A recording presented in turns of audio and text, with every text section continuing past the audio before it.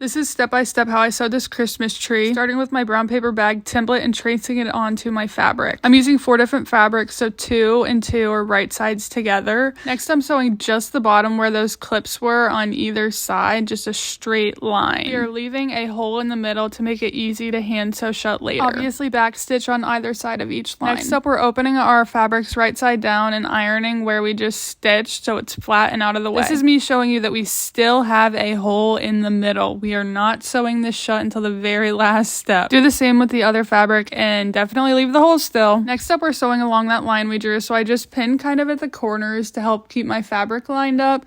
And at the very bottom there, you are going to sew 4 layers, so through those 2 sides that you folded over as well. That's me showing you that I had stitched it here. I found it a lot easier to use a square fabric and trace my shape on there rather than cutting out the shape and trying to sew that.